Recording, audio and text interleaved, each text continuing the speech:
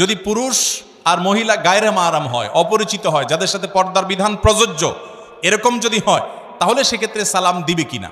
তো এটার উত্তর হলো, সাধারণ বিধান হলো এক্ষেত্রেও সালাম দিবে যদি ফিতনার ভয় আশঙ্কা না থাকে।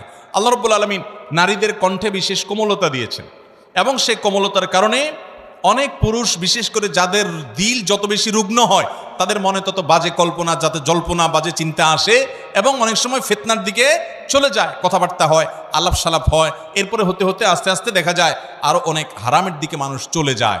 এরকম আশঙ্কা যদি থাকে তাহলে নারী পুরুষ একে অন্যকে এভাবে সালাম দিবে না। যদি দেয় তাহলে মনে মনে জবাব দিবে, যদি জবাব জোরে দিলে ফিতনার ভয় থাকে। বাকি সাধারণ অবস্থাতে জবাব দিতে পারবে। আল্লাহ কোরআনে বলেছেন, ওয়াকুলনা কাওলাম মারুফা, মেয়েরা তারা কথা বলবে, স্বাভাবিক কথা বলতে পারবে, কোরআনের আয়াত থেকে বোঝা যায়। তো এই স্বাভাবিক কথার মধ্যে সালামও থাকে। এটা সাধারণভাবে যদি বলা হয়, কণ্ঠের মধ্যে বিশেষ কোমলতা সৃষ্টি করা না হয়, বিশেষ কোনো কৃত্রিমতা সৃষ্টি করা না হয়, কণ্ঠের মধ্যে বিশেষ ধরনের আকর্ষণীয় করে ওইটা যদি উপস্থাপন করা না হয়, নর্মালি এটা জায়েজ আছে। ফিতনার আশঙ্কা থাকলে এটা করাকে অনেক ইমামগণ, ওলামায়ে কেরাম মাকরুহ বলেছেন। কথা কি বুঝাতে পারছি?